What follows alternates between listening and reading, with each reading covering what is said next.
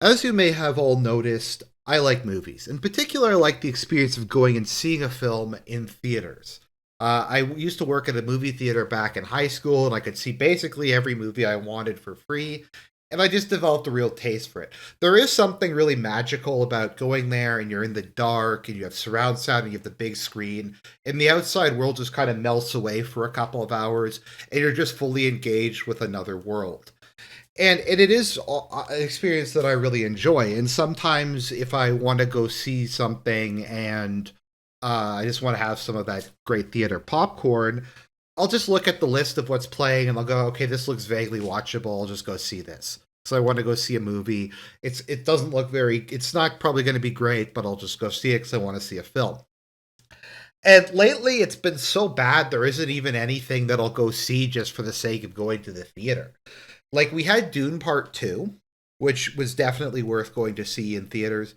Before that, we had like Five Nights at Freddy's, I think, is the last film that I actually saw in theaters. And that was what, back in like October or something? It's weird for me to go that long without going to see anything. It's just been an endless stream of garbage, of Marvel movies, of Oscar bait, of just nothing that looks vaguely watchable. So this week I had a hankering to go see a movie, so I looked at a list of films that were playing, and I saw this, Late Night with the Devil, and I'm like, oh, well, definitely the poster grabs my attention. I decided to take a look at it, and then almost immediately I was like, okay, this has like a 96% on Rotten Tomatoes. It's very unusual for a horror movie. It sounds kind of interesting. It's sort of found footagey. It's a horror comedy. I'll give it a try. It sounds pretty cool. So I went to go see it, and I have to say I really enjoyed it.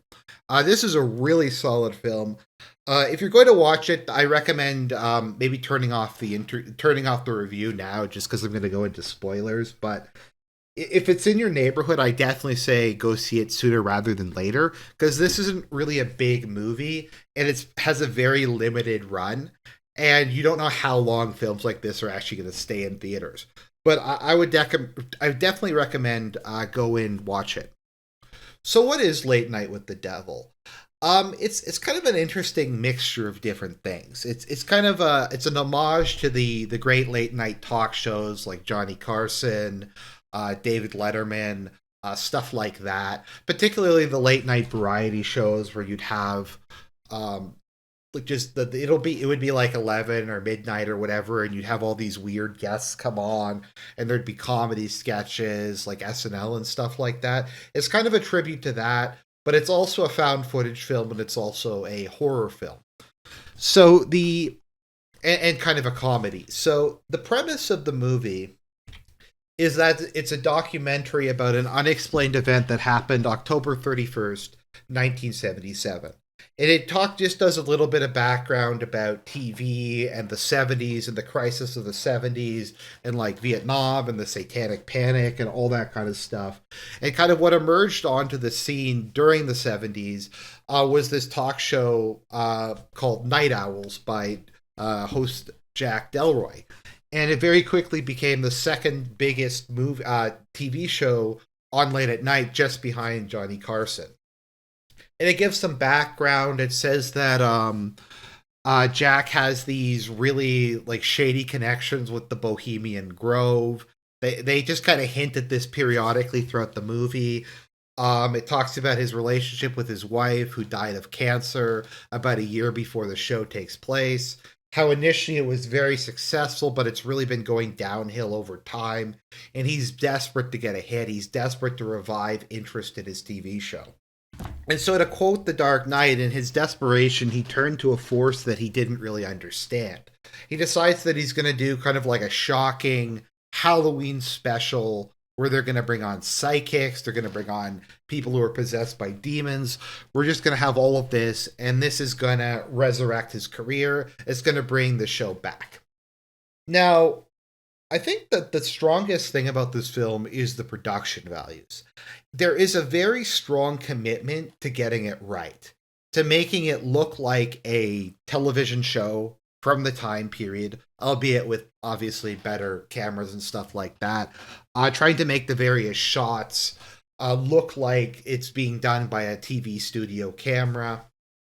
The movie purports to be a documentary that's a combination of footage from the television show, but also stuff that was filmed behind the scenes. So there is an explanation for why you have camera footage when it's not actively being broadcast. Although some of the conversations they have, I don't know why Jack would allow them to follow him around with a camera, but that's neither here nor there. But like I said, it does feel a lot like you're watching one of those old TV shows.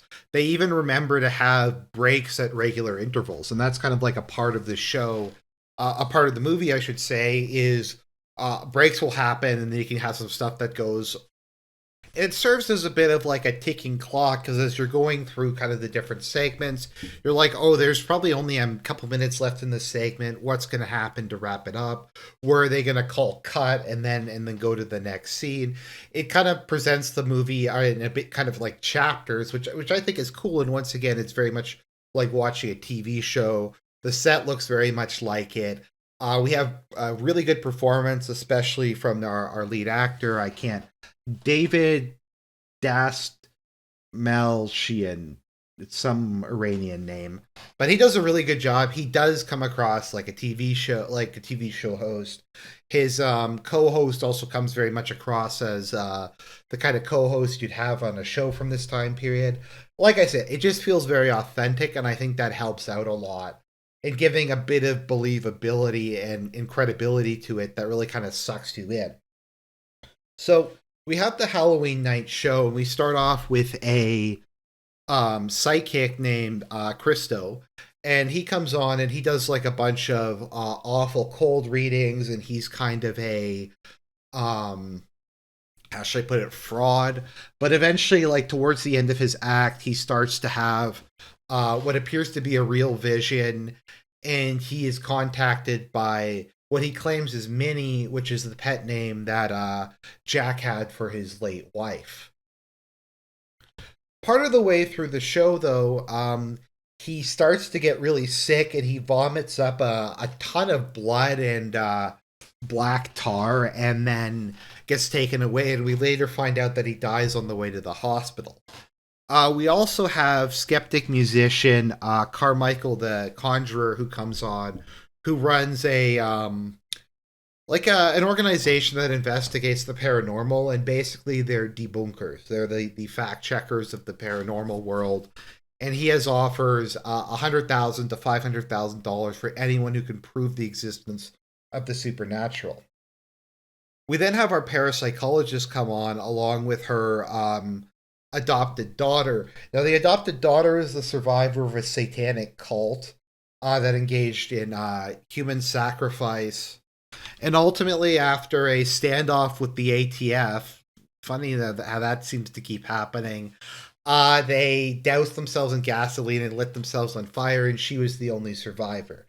And the claim is that she is possessed periodically by a demon, not necessarily the primary demon that the cult worshipped, which was Abraxas, but maybe some sort of lesser spirit who was able to slip through when they were doing their various things. So he succeeds in convincing the woman who, like the parapsychologist, who's in charge of her, who it's very heavily implied he's having a relationship with, to try to use the I don't know if it's hypnosis or whatever, to call out the demon and have her present live on air, because in part she's trying to sell her new book. I think it's called Conversations with the Devil or something like that. So we have a scene where she has kind of an exorcist style possession. She Her voice gets weird. She cracks her neck. There's weird skin lesions that show up. She starts yelling at Jack and saying how she knows him and that they've met before among the tall trees of the Bohemian Grove. And she starts to talk about. There's a lot of kind of suggestion throughout this that Jack sacrificed his wife in one way or another as the price for fame on his show. That he would go, that at some point he made a deal with a demon. Now, the impression I kind of get is he didn't realize what the deal was necessarily. he did some rituals. I don't know if he deliberately sacrificed his wife, though, or that was just what was taken from him as the price for his fame. So the demon in question, starts saying that she knows that they've met before, and she's kind of coming to finish the job or whatever. So the they're eventually able to calm the girl down and put the demon away. The magician, though, comes out and does a he's attempting to debunk it by doing his own version of it.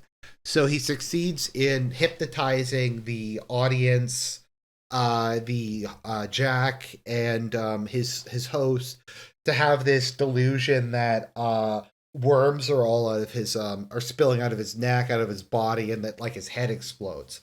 And we're very unsure for a minute, like what's even going on, but he snaps his fingers and then everything just kind of goes back to normal. And then they play the tape back and we're able to see like what actually happened, and that he was just hypnotized, and all the worm stuff and all the other stuff was just a complete a hallucination. Then they start playing back the tape when they're interviewing the possessed girl, and she just it's exactly the same. And then everything just goes batshit crazy, and she just starts lightning starts going everywhere, and the demon she becomes full possessed and just starts killing the cast off. And then we have a series of nightmare like images where Jack goes through previous episodes of his show, except they're really twisted. And he eventually sees his wife who's dying of cancer, and she basically begs him to kill her. And he winds up doing that, although when he gets back to the real world, it turns out that he stabbed the possessed girl, and the movie just kind of ends there. With this being a documentary of the horrific events that took place at that night. So on the whole, I think this was a really good movie. The ending is probably somewhat predictable, but it is a horror movie. On the whole, though, I think it was very well produced. It was very engaging. There's a lot of funny moments, a lot of shocking moments, but I think the commitment to realism, the everybody staying in character constantly, and just having very smooth and slick production values, I think sets this apart from a lot of similar movies in the genre. Also, it's just very kind of creative and innovative and different, and it's something you don't normally see. And in horror, which is a genre that is mass produced garbage normally, it's nice to see them put a little bit of effort in. So I would give this film 2 thumbs up. Definitely a good movie. I would recommend watching it. So enjoy the film, everybody. God bless, and we'll talk to you again real soon.